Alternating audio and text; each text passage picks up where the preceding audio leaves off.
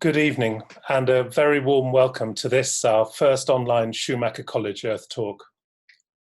And thank you all so much for supporting the work of Schumacher College. We've been holding Earth Talks for a number of years, face-to-face in the old postern at Dartington, and we see it as a fundamental part of the learning community. And we look forward to doing so again as soon as it's practical. However, as many of you know, we may have to wait some time.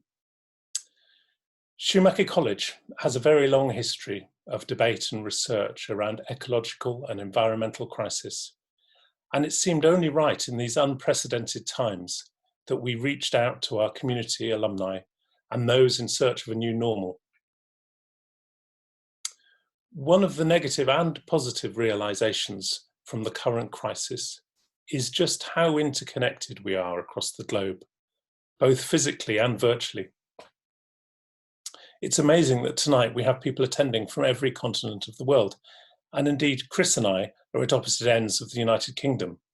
I'm on the border of Cornwall and Chris in the north of Scotland. So although we are currently in lockdown, the world in some ways feels more accessible than normal.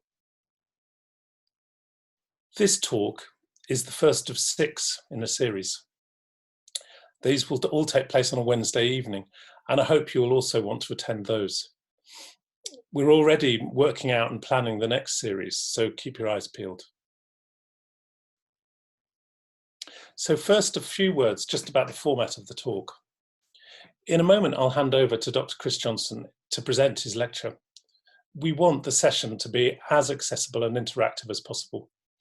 We would encourage you to use the chat button on the bottom of your screen to share thoughts with us and your fellow audience members. And we would also welcome questions through using the question and answer link, again at the bottom of the window. Chris will be responding to some of the questions as we go along, and I will have a chance to put other questions to him at the end of his presentation.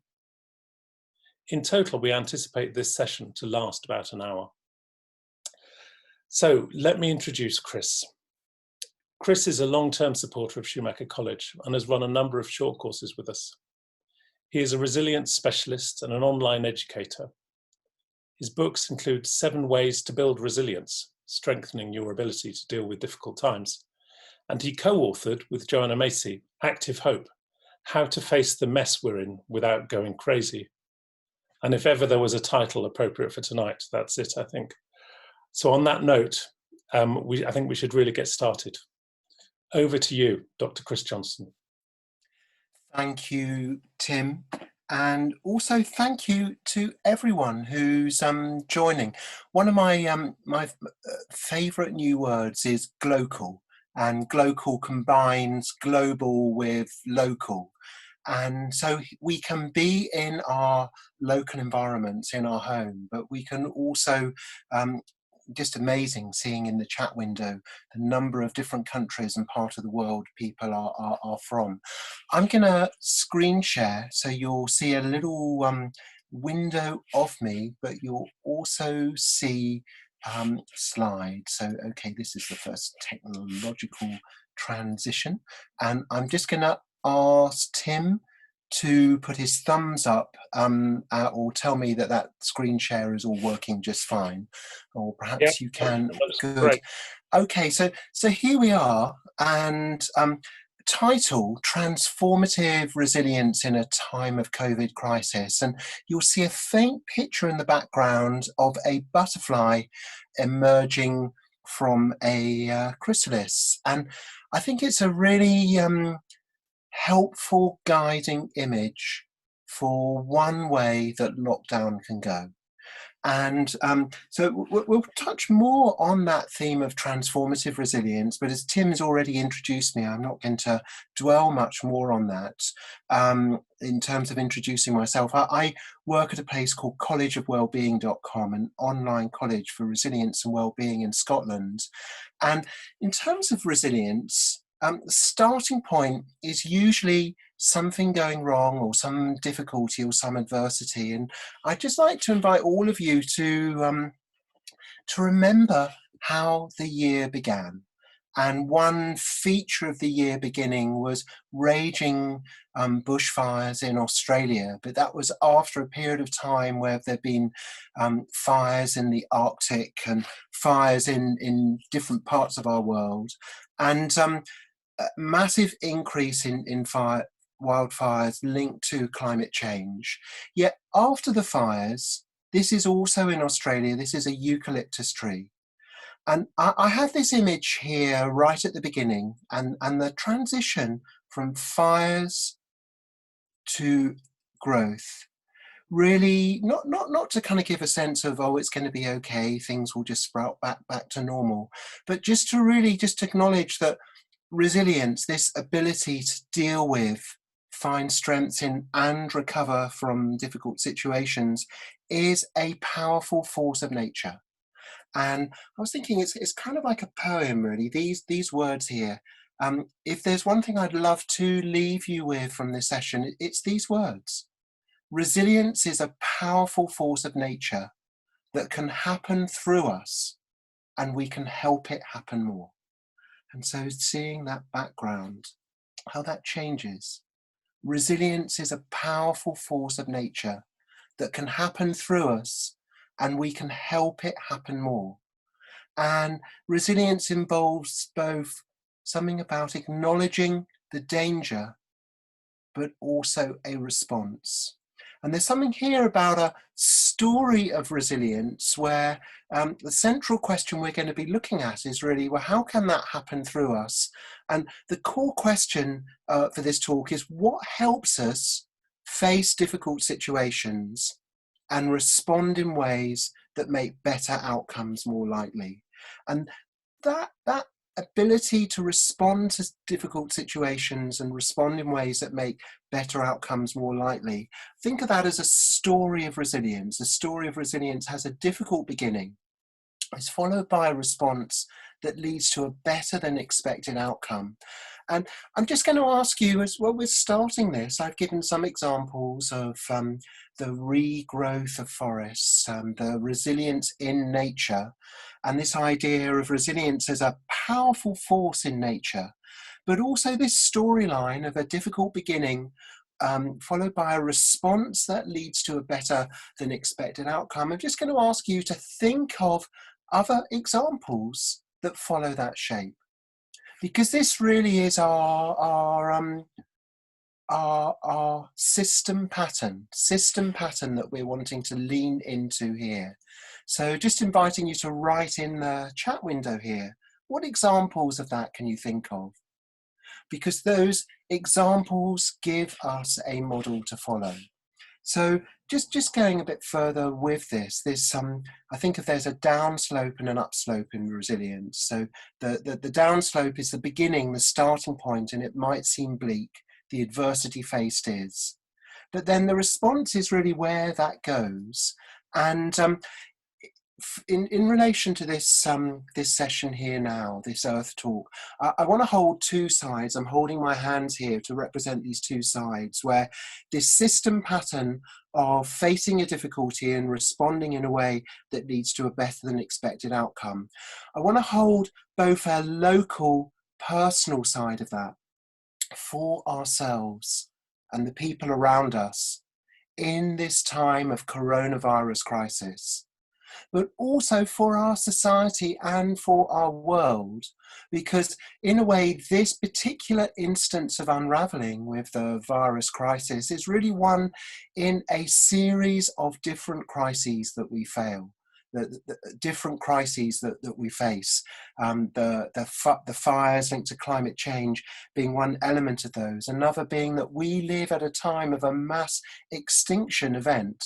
And so just thinking here, okay, resilience is a powerful force of nature that can happen through us, and we can help it happen more. And so the question is, how so? How can we help it happen more, both for ourselves and also for our world? And I love bringing those two together. Arne Næss, the Norwegian deep ecologist, he talked about a beautiful life as one that's good for ourselves and also the world that we're part of. a life that's good for you and also the world and communities that you're part of. And I think of this as a beautiful life version of resilience, how we really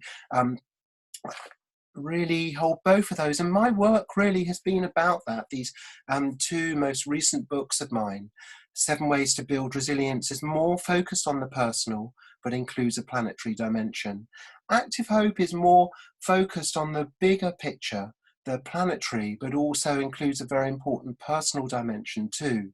So really holding those two together. And in terms of what helps resilience, I work a lot with images, and this is an image that I'd like to start with. I call it the spider diagram of radical uncertainty. And the idea here, the insight here, and it kind of may sound obvious, but it's easy to forget this when we're facing something difficult, is that whatever you face, there's always different ways it can go. Some much better, some much worse. And so if the present moment is like the body of the spider, each leg represents a different way that things can go. And when things are going well, we think of that, that's well-being. The question, what does it look like when things are going well here? And resilience is really what's helpful when things take a turning for the worse. And so if we kind of think, okay, things have taken a turning for the worse, but even here, the spider diagram still holds. And so I think of this as the double spider.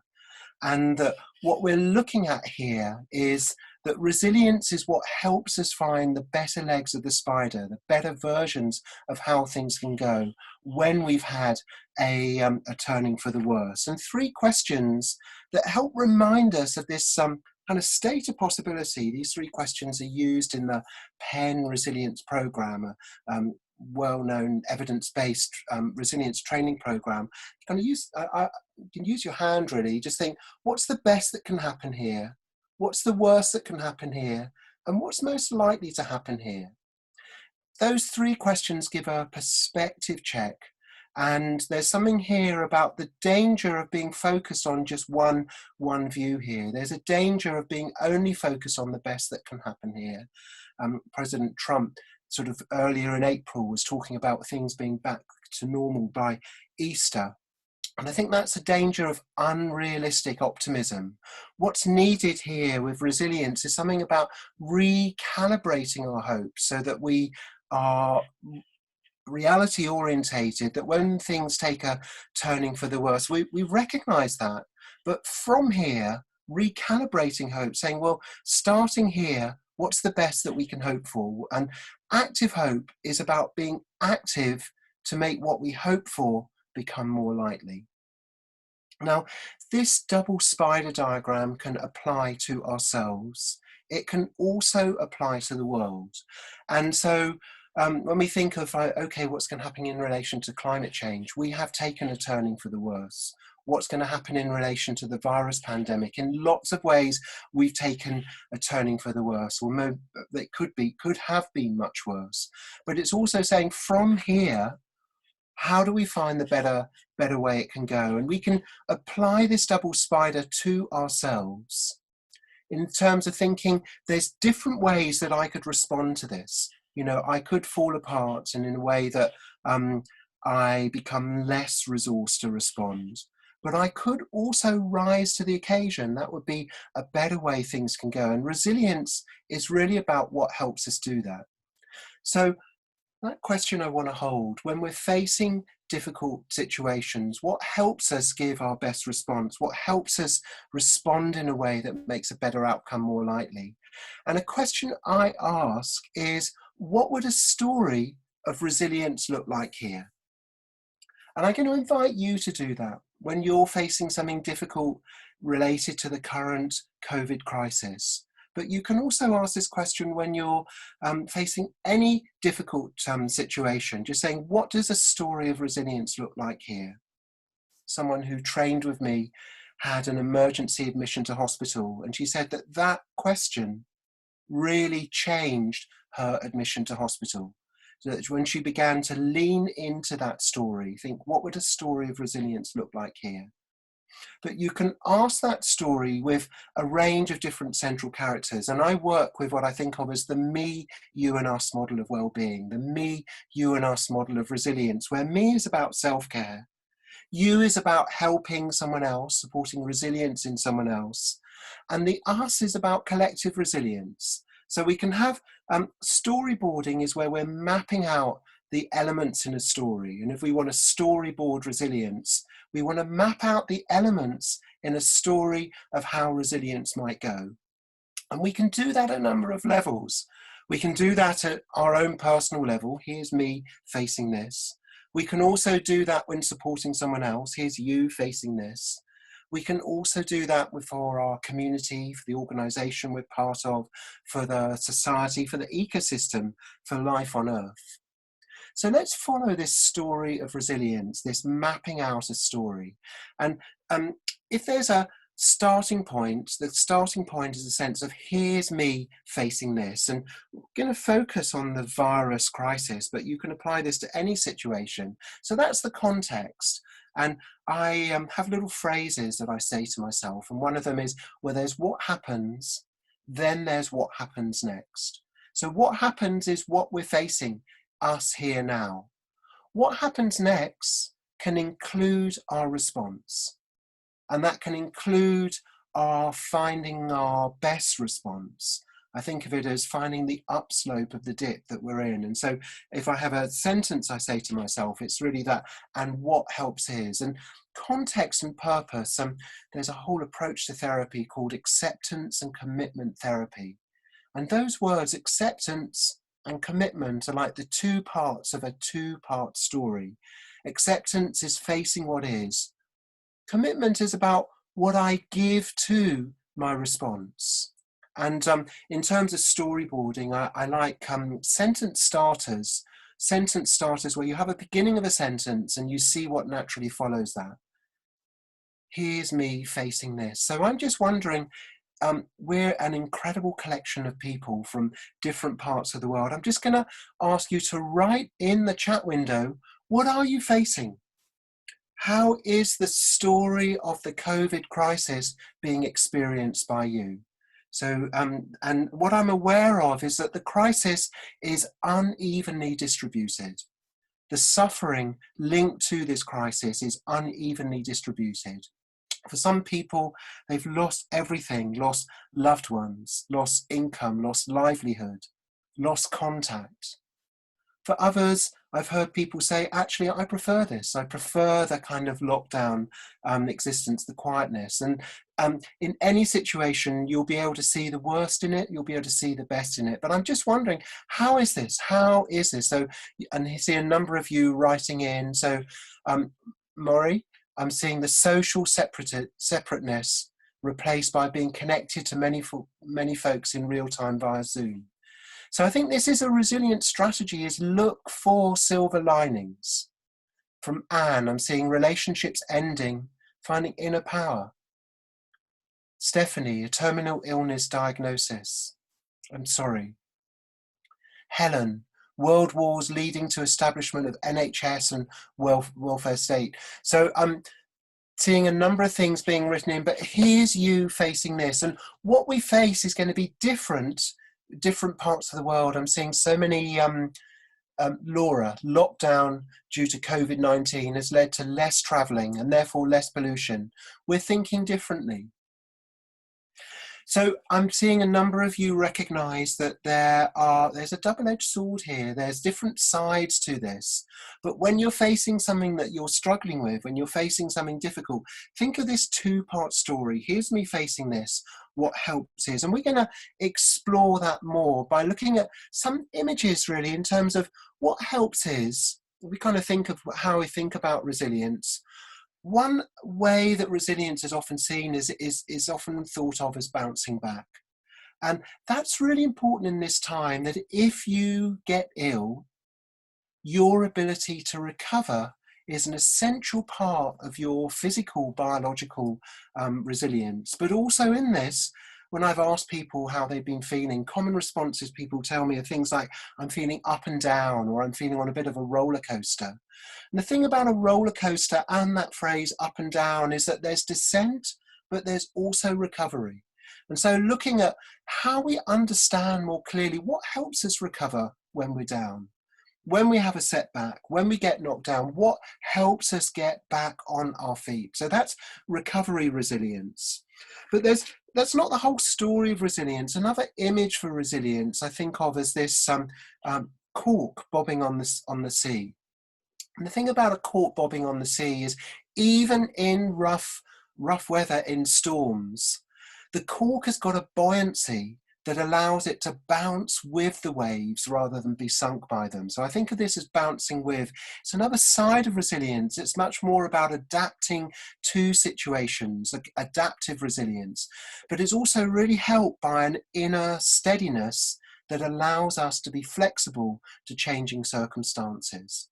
So we're looking at here at some different ways the story of resilience can go. And then linked to the title of today's Earth Talk is the idea of transformative resilience, which is really about bouncing forward. There's a very important term here, post-traumatic growth. Post-traumatic growth is where you go through a traumatic experience, but you are strengthened by it in some way. It helps you discover strengths that you weren't aware of before. You might learn skills that you didn't realize before. What I'm seeing already in the chat window, a number of you referring to things that you are doing more of in ways that you value, that in terms of contact with people in different parts of the world through the magic window of Zoom. Now, I also want to introduce a fourth kind of bounce. So in terms of how the story of resilience goes, question is, well, what helps me bounce back? What helps me bounce with a situation? What helps me bounce forward? Sometimes just holding those different images in our mind when I'm really struggling. I think when I'm really struggling in lockdown, I just think of that butterfly. It's a kind of retreat from the gregariousness of a caterpillar, often in large collections of many caterpillars together. But the pupa time is a kind of more perhaps inward solo time, but it's also a time of radical transformation. And so if I was going to lean into the story of the butterfly transforming in lockdown, what would that look like? But maybe it's a way that we can look at our whole society. Here's us facing this. And we were racing over the edge of a cliff in terms of overshoot and collapse, in terms of our kind of galloping consumption and excessive carbon dioxide emissions. We're being given a chance to pause, to stop, to rethink, to reset. And so that would be an example of transformative resilience, the idea that crisis can be turning points. But I'm also thinking, well, how can we help this happen? If resilience is a powerful force of nature that can happen through us, and we can help it happen more, perhaps one way that a crisis can become a turning point is when it becomes a teachable moment for an important area of learning. And so and a teachable moment is where the situation kind of really points our attention to something that hadn't been in such clear view before. I worked, just as an aside here, I worked for nearly 20 years as an addiction specialist in the UK Health Service. And this idea of crisis can be turning point was something I saw a lot, the idea of hitting rock bottom. That maybe there's ways in which what I think of as a transformative dip, where we might dip down, but there's ways that we can use this. And one of the things that, in terms of another approach to resilience, is this idea of not just bouncing back or bouncing with or bouncing forward, but how would it be to think of the image of ripples, a drop landing in water?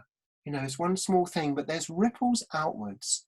That if we were to really take in the lessons of this virus crisis, perhaps one of the lessons is how much we can affect each other, that we can be carriers of infection, we can be spreaders of infection. One sentence that really made sense to me is that it's not just the virus spreading, but it's people spreading the virus.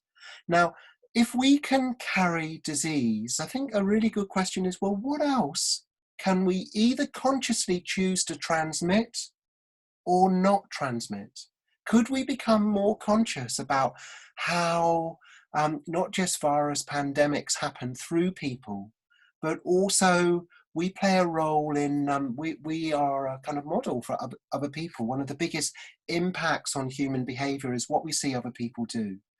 And for example, could we spread resilience? Could this be the time where crisis becomes a turning point in our resilience capacity?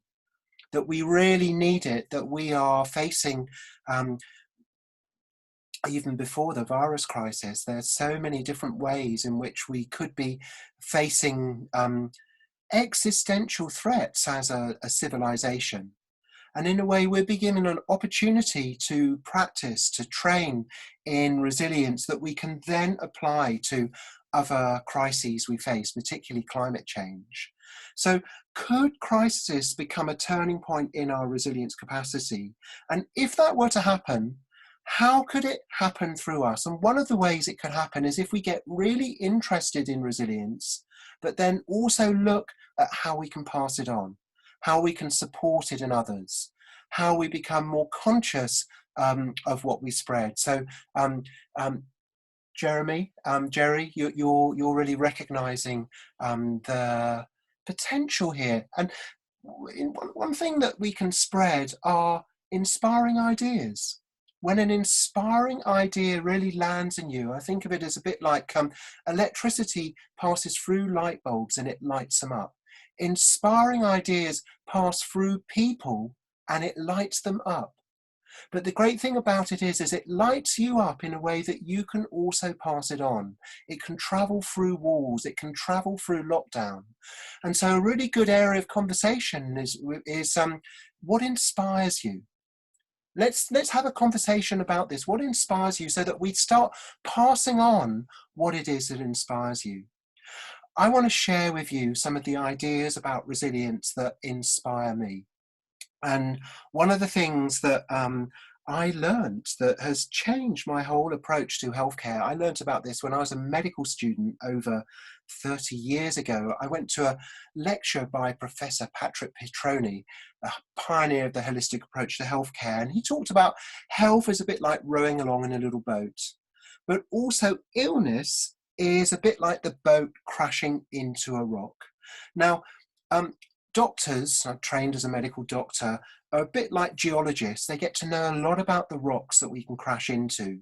But as well as the rock, what Patrick pointed our attention to is the water level is like our background level of resilience. And that when our water level's higher, we tend to float over rocks that on a bad day we might crash into.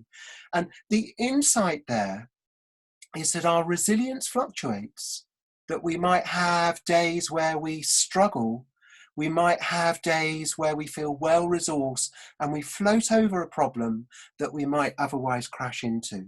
Really noticing some of the things that inspire people, like the light going through, the electricity going through a light bulb. There's things that when you think about, they kind of light you up. Well, this image is one for me. And the reason I like it so much is it leads to a very practical strategy for mapping resilience factors. So if you think for yourself, when are the days when my water level is high, but also when am I at a low ebb? When am I depleted in a way where I'm more likely to crash? And then I can map those in as I can actually, I do this as an exercise in resilience training. I get people to think of when are the times that you are more likely to struggle with a problem?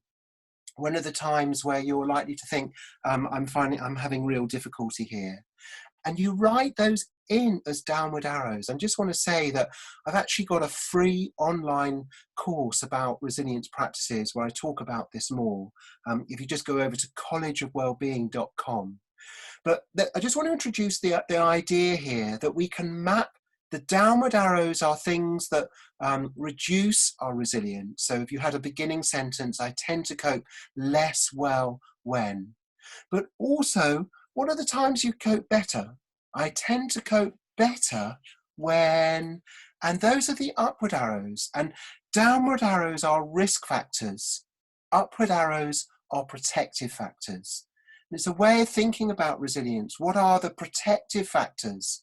And so I'm seeing might be the things that inspire you. The things that inspire you, whether it's fresh air or bird song or beauty and humour, those might be upward arrows. I tend to cope better when I'm getting well nourished by some of these factors in my life. Now, I encourage you to just try this out. The way I use it myself personally, I say to myself, I say, Chris, how's my water level doing? And then what can I do that will nudge it upwards? And I would say that just right now is a particularly important time to be looking at this, because this also applies to our physical resilience to virus infection. And I'm particularly drawing on here the work of Sheldon Cohen, a psychologist, who he did research where he squirted measured amounts of virus. He did it with the cold virus and also did it with the flu virus, measured amounts of virus up people's nostrils, and then looked at how likely were they to get the infection. And what he found was that when people were under high levels of stress, that was a downward arrow. They were more likely to get a cold, more likely to get the flu. But when they had nourishing relationships, when they were sleeping well and had exercise, less stress, good nutrition, and interestingly as well, when they had higher levels of positive mood states, they, even when exposed to the same amount of virus, they were less likely to get symptoms. They were less likely to have the blood test changes that showed they had infection. What we're looking at here are the background factors that influence our well-being. And I'd say that this is a really important time to get interested in this, get interested in how do we really map out the different ways that we can strengthen our physical resilience that will affect how quickly we bounce back from a virus infection, how deep we go in terms of the infection. It doesn't control it, but it does influence it. Now, I talked about the me, you and us model of resilience and well-being. We can apply this boat and water level mapping to, for example, community resilience. What are the things that strengthen community resilience? And what's interesting here is that these are factors that can happen through us. This lovely phrase, how can it happen through us? Resilience is a powerful force of nature that can happen through us. How can it happen through us in terms of the resilience of a community? We can go even bigger. How can it happen through us in the resilience of the ecosystems of which we're part? How do we become upward arrows for the well-being of our world? So there's something here about being a resilience practitioner. A resilience practitioner with the me, you and us model will do things that raise your personal water level, might also do things that support the water level of well-being and resilience in people around you. That's the you side. But also you're looking and paying attention to the water level of well-being at a collective level. And yes, I love this phrase, resilience practitioner, and there is such a need for them. And my mission in terms of my work is very much to train and to be infectious, to spread the idea of being a resilience practitioner. A resilience practitioner is someone who practices or engages in practices that support resilience. And that can be in yourself, in others, and also in the larger systems that you belong to. And this raises the interesting question of, well, where does resilience exist? You know, where is resilience located? And we can see resilience located at different levels. There's the personal resilience in me. There's the interpersonal resilience that happens between people. There's a collective resilience that happens in collections of people. But also there's a larger, we might think of it as Gaian resilience. Gaian resilience is the resilience of life as a whole on Earth, which, and it's really interesting here, this question, well, what am I part of? You know, and what, am I part of the problem? Am I part of the solution? And in a way, I think we're probably all part of both to different degrees, but I'm going to come back to that. But this question, what happens through me, is such an important question in our time. So what happens through us?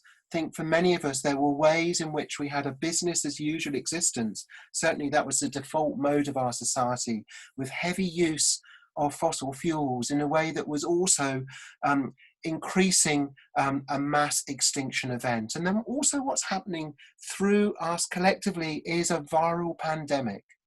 But also we have choices about what happens through us. We get to choose, to a degree, the story that we express. And I wonder, what would it be like if we turn? I think there's a turning, first turning is turning up. Turning up with a sense of belonging to life, acting for life. But there's also a turning away from the harmful mode, the toxic mode, ways of being that destroy our world. And there's a turning towards expression of a life-sustaining civilization. Think of this as the great turning, the recovery of our world. And it is a story of collective resilience. What happens through me is, really invite you to play around with that sentence starter. And what I'm aware of is that when I talk with people about this, sometimes I hear people say, well, that's all very well, but nothing we do is really going to make much difference. And I think one thing that can happen through us is a cultural shift in the way that we think about power. And one view is that you can only change what you can control, and that you should just forget about the rest. But I find more helpful, this is from my first book, Find Your Power, the idea that there are different levels of influence. There are some things that we influence in a very direct way. A causes B. I turn a switch on and a light comes. That's within my circle of control. I open my mouth, I choose what words come out. That's within my circle of control.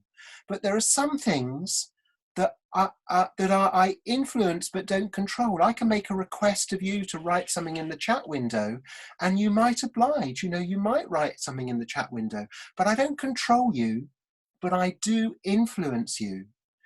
Now, if you think of the ripples, the idea of bouncing outwards, of spreading resilience, the further you go, the smaller the ripples seem, and they may even almost seem to disappear from view. And there's what I think of as our circle of invisible influence. And invisible influence is not the direct A causes B, so A as an action causes B in effect, but it's more like A adds to a context that makes B more likely. And I think this is such an important shift in our thinking about power. So for example, I don't cause a pandemic by standing too close to someone else, but I do add to a context that makes a pandemic more likely. If I were to go around traveling and seeking out gatherings of people, I'm not directly causing the pandemic to happen, but I am adding to a context that makes the pandemic more likely. And wherever you have an indirect influence like this, you can get it to turn around the other way. So I don't cause the recovery and the flattening of the curve, but I can add to a context that makes the flattening of the infection curve with the virus more likely. I can add to a context that makes the reduced spread of the virus more likely. I can add to a context that make resilience in my community, my society, more likely. And that's really what we're doing here. We're looking at what's that indirect effect. And so if we come back then to this sense of, well, what happens through me? How do I choose what I play a role in spreading, what I play a role in passing on? And I love the idea that there's a shift in identity when we move from just thinking of ourselves as separate individuals to also recognizing that we're a part of larger collective identities. The idea of, and we have it in our names, Chris Johnstone, separate, connected.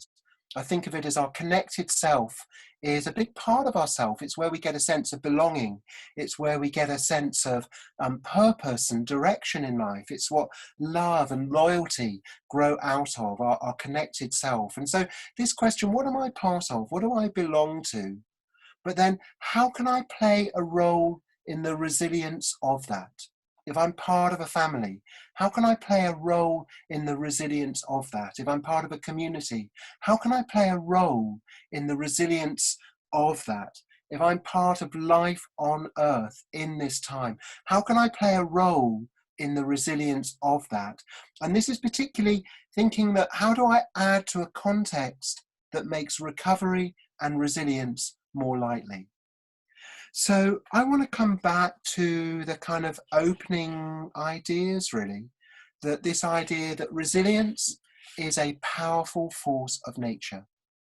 After every mass extinction that there's been that we know of so far, there has been a perhaps equal and opposite mass recovery event that followed. It took time, maybe hundreds of millions of years, to really develop. But if you look at the fossil records, after every previous mass extinction event that we know of, there's been a mass recovery event.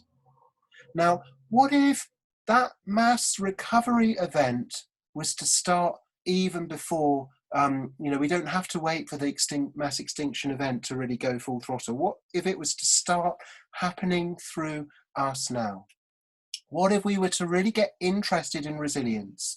This idea of there has been a transformative dip. Things have really dipped down, but in a way that changes us. That image of the butterfly emerging from the chrysalis. What could we emerge as after this lockdown? If we were to emerge in a different way, transformed by this, really owning the idea that stories of resilience can happen through us, and we can help them happen more. Now, my work is as a resilience trainer. I want to spread practices and insights that support resilience, not just individual resilience, but also collective resilience too, this me, you and us model. And I just think also we change the background. When we say, what am I part of? We become part of new sprouts and growth. And I know that we're still caught up in the old ways. I know that I am. There's ways that I participate in high carbon living. I'm weaning myself off in lots of ways. There's lots of things I don't do. But it's also, how do I take part in this turning? If I was to turn away from toxic forms of being, ways of acting and thinking that are toxic to life on Earth, and I was to turn towards ways of acting and being that were supportive of life on Earth, if I was to turn away from anything that made the pandemic more likely to one that made recovery more likely, what would I be doing? How could that happen through me? How could I help that happen more? I was due to be running a week-long course at Schumacher College in September, and with my friend and colleague, Professor David Peters, who is an important teacher for me on resilience. He set up the Centre for Resilience at the University of Westminster and has been involved in resilience search for a long time. We've postponed it by a year, and we would love any of you to come and join us there. Some of you might have been at the course that we did last year. But in the meantime, I just want to point you to some of the other things that I'm doing in terms of spreading resilience, bouncing outwards. I've developed a free online video-based course at collegeofwellbeing.com. That's my website. And you can go and join it just straight away. You can join it. It's about an hour of video. Talking you through a storyboarding process, a 6-part storyboarding process, and also some of the resilience tools that I find inspiring that I would love to pass on. But also, perhaps if there's something I want to leave you with, it's really more, there's the answer which is important, but perhaps the question is more important. The question, and maybe it's just really holding that question. Resilience is a powerful force of nature that can happen through us, and we can help it happen more. And so the question is how? How so? How can I help it happen more? So I'm going to invite questions, and I don't know, Tim, whether you've picked up any questions. That you've got a question and answer box. You can write questions in there.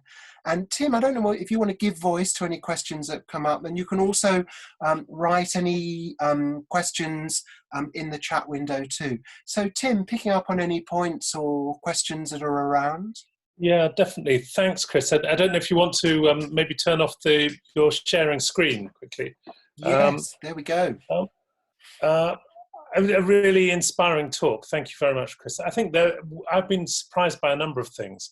The quantity and quality of chat has been extraordinary, and everything from where everybody was from and to a whole set of links and discussions that are supportive of each other and of the community, and I think that's outstanding. I was struck by a couple of things, and it would be really good if people could put some more questions into the Q&A section, perhaps, or and I'll try and pick them up. But there's a question here from Jules Home, and I'll maybe read her question in a moment. But I think it ties with something I was pondering as I was listening, which is that there is a kind of sense in the stories about Boris Johnson's survival that somehow it was down to his strength of character, and the implication being that those that didn't survive had somehow lacked pluck or application.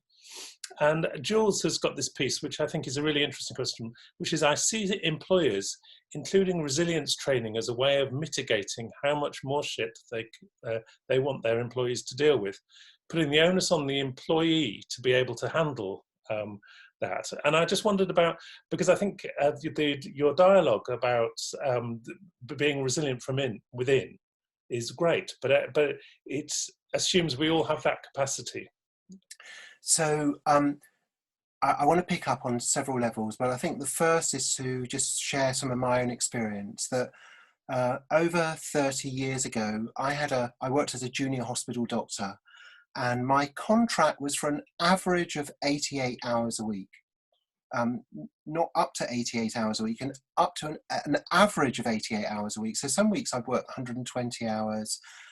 It's just ridiculous. And this was also in a job where I was in a number of different jobs on a rotation in the hospital department. And we held a resilience workshop. This was over 30 years ago, a group of junior doctors, and we called it Coping Without Sleep, because we didn't get much sleep those days. We'd be, working during the day, we'd be working during the night, we'd be working during the next day as well. And there was one job, I actually used to work 104 hours in a single shift. And if my employers had just said, "Oh, Chris, you need to get more resilience," I would have seen that as insulting. And so what I did was that the outcome of our resilience workshop was that we acknowledged there were some things that we could do when our sleep was very disrupted. Learning ways of re-entering sleep through relaxation exercises and things like that, was practical, was useful, but it was insufficient. And so what I did is I ended up taking my employers to court, and over about 6 years and 10 different court hearings, it went even referred up to the House of Lords, I won my court case. And I got paid damages by the health authority because they were negligent in failing to have a safe system of work. And employers in the UK have a legal obligation to provide a safe system of work. And it's why I emphasize this me, you and us model of resilience, me, you and us model of well-being, because there's a danger of, if we have a hyper individualistic approach to resilience, we see it as all located in the individual in a way that absolves politicians of responsibility for our collective resilience. Resilience exists at lots of different levels, and I teach personal resilience more in terms of what we personally can do. But what we personally can do includes things that affect ourselves, that support others, and also play a role in the larger systems that we belong to. What I can personally do is be active politically. What I can personally do is play a role in spreading what I see as practices that upskill us at a collective level. So I think that Jules raised a really important point. When I'm paid by employers to do resilience training, but I also see that part of my role is to really emphasize that it's a both and. There needs to be personal strategies, but also organizational strategies. And the good news here is that it's a win-win. Everyone benefits from this, that organizations that spend money on well-being actually end up saving themselves money, because they spend less on staff sickness rates and less on high turnover on staff, less on less because they have higher productivity, because one of the important factors that predictive factors of performance at work is how people feel. When they feel better, they tend to have higher levels of performance. So anyway, that was a long answer to a very important question. And I think that this is part of our resilience awareness. And in the resilience trainings I offer, being a resilient practitioner is not just about self-care or teaching self-care practices. It's also about us care and teaching us care practices. Thank you, Chris. Yeah, I think that's really important. I was really struck by lots of people's responses to how COVID-19 was affecting them. And so there was a real sense of the terrible toll that COVID was taking on some people's family and friends and so on, and also their livelihoods, but also an enormous sense of the kind of gift of space it was giving to people, an opportunity to reinvent themselves and their lives and rediscover things. So there's a real sense of kind of turning point and it being positive. And Tim Hutton's asked a question about it, maybe a little off topic, but what opportunities do you see for positive change coming out of this pandemic? Well, I think just looking at the satellite recordings of air pollution is one of many examples. And also the higher level of community connectedness. We know more of our neighbours as a result of the mutual aid committee that's set up in our local village. That there is a way that in crises, and I just think of that wonderful book, Paradise in Hell, that in crises, that there are ways in which it can bring out our best. And I think something about resilience is sometimes we don't know that we have it until we're in a situation where we need it. And one of my favourite sayings is, maybe I'll surprise myself. And I encourage people to say that, maybe I'll surprise myself, but maybe we'll surprise ourselves. Because a year ago, if someone had said that there will be an intervention that will cause people to give up, flying and cruises and rapidly, dramatically reduce their use of fossil fuels and transport, people might have said, oh, well, that's just never going to happen. And what one positive that's come out of this is just demonstrating the realistic possibility of widespread, significant and useful and life-affirming behaviour change when we really get it that it's needed. And I think what's going to happen is as the lockdowns ease off, we will be at a choice point collectively. And do we bounce back to the old way, or do we bounce forward to something new and different? And this is why, in terms of spreading resilience, that's our task now. Because it's resilience awareness. One of the things that's needed in resilience awareness is foresight where you're looking where you're going.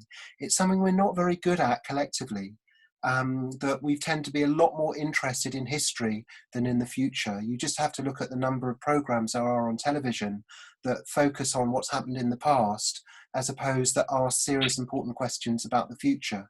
That we need to develop this resilience culture. I mean, it's what the transition movement has been very much about for a long time. Now is the time for a transition in transition. It's transitioning up a gear because it's really needed now. Thank you, Chris. I'm struck by a very similar sort of point, I think, being made by Susan Mary. She says, but I'm concerned that these ideas are in danger of being just ideas. How can we ensure this will transfer to the people in charge? They're talking about getting back to normal. That's scary. What Right. will the new normal be? In my book, Find Your Power, one of the personal power principles I focus on was move from they should to I will. Now, that doesn't mean that we forget about what they should do, but part of I will is looking at how I have ripples of influence. So if I'm concerned about the behaviour from others, I might look at what's going to influence them. But also there's something about the great turning. In the book, Joanna Macy and I wrote together, Active Hope. We wrote in the first edition of the great turning as a historical event happening in the early 21st century, you know, so that might be how it's looked back on by future generations.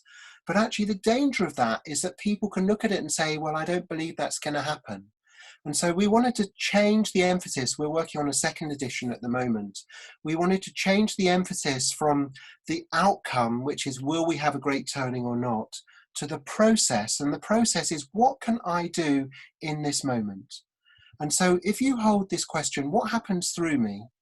And have this idea of, if the great turning were to happen through me right now, what would I do? And we think of 3 types of turning. The first is turning up in this historical moment with our eyes open and our hearts connected. So it's turning up with a sense of belonging to life and a desire to act for life. That's the first part. And then from that, being plugged into life with a desire to act for life, there are things that we turn away from, and there are things that we turn towards. And so in this, you know, how do we stop it just being an idea? The way we stop it being an idea is make it an idea that we act on. And that's what we mean by active hope. With hope, we can have an idea of what we hope for, but it's not so powerful unless it's backed up by our actions. So with our actions, we say, what do I hope for? That's an idea, lovely idea, may make me smile. But active hope is actively supporting the chances of that happening. It's taking action to make our hopes more likely to occur.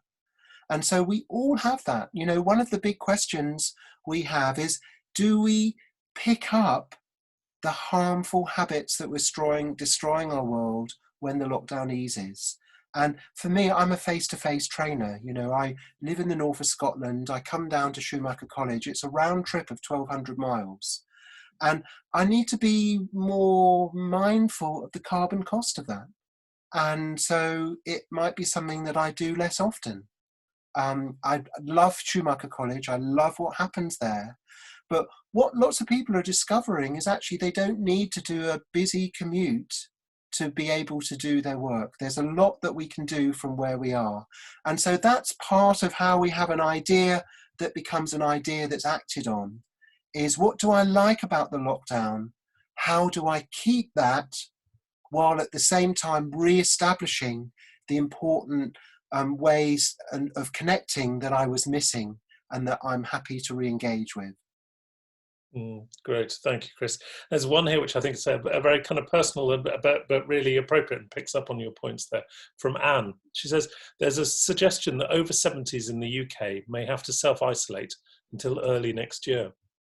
I fear social isolation and lack of physical touch for 9 months may actually alter neural pathways, and people may be unable to relate in the future. Am I being paranoid, or is this a possibility? And if it is, what can any of us do to mitigate the danger? Zoom, etc. are fabulous, but just not the same as being in the physical presence of a friend or a loved one.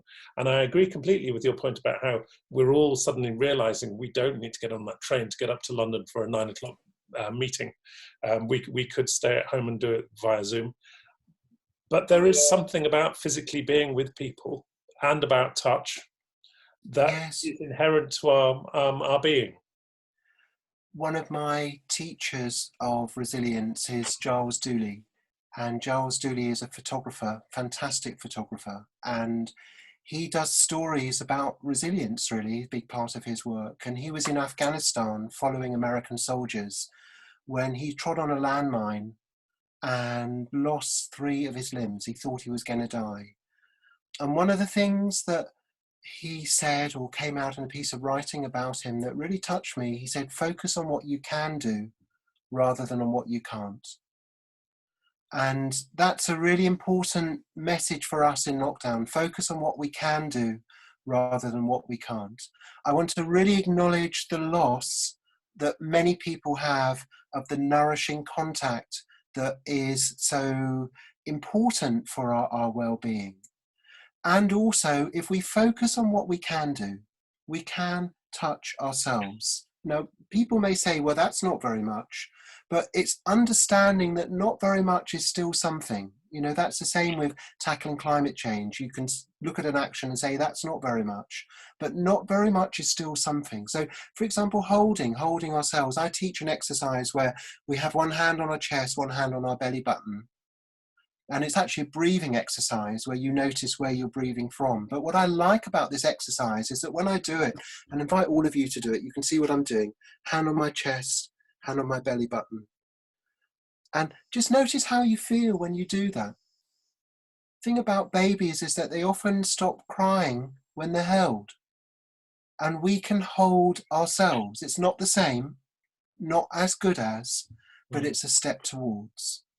And what's very interesting is that they've done functional brain scan research, where they've got people to do an activity, might be playing a musical instrument, for example, and then they get them to imagine that they're doing that activity. And what happens is very similar parts of the brain are active.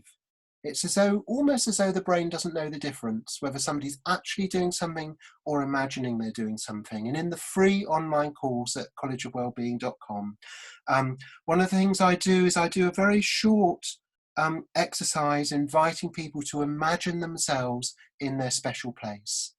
I was on a course where somebody was in Paris, and we were talking about connecting with nature, and she found it deeply upsetting because nature was blocked. She didn't have access to nature. It wasn't an option that was available to her.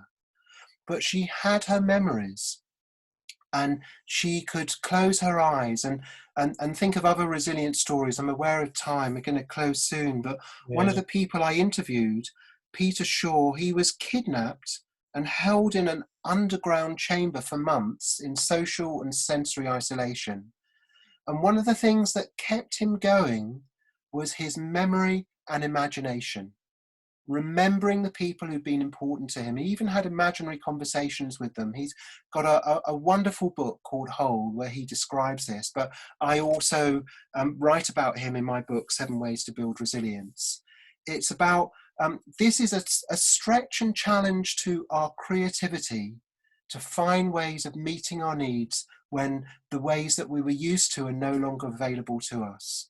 But if we focus on what we can do rather than what we can't, we may be surprised at how far we can go. Thank you. Thanks so much, Chris. I know we're pretty well out of time. Can I ask you one last question? And then perhaps we can wrap up. But it's from Laura Hulse. She says, thank you for this very interesting meeting. I would like to ask, what is the single most important thing one can do to practice resilience? Sorry, $1 million question. Okay, I would say ask that question. Ask that question every day, but also expect your answer to change every day. So it's okay. So what is, maybe add the word now. What is the most important thing I can do to support resilience in this moment? And then I think, and then another answer might follow, which is practice. Practice using resilience tools. And my book is 7 Ways to Build Resilience, is a collection of resilience tools, practices, insights, whole toolkit. All my courses at collegeofwellbeing.com. That's what I do. I teach about resilience practices. And then you find out what is the best fit for you. You know, I can come up with research that says this is better than that. Social contact is very important, but lots of other things are too.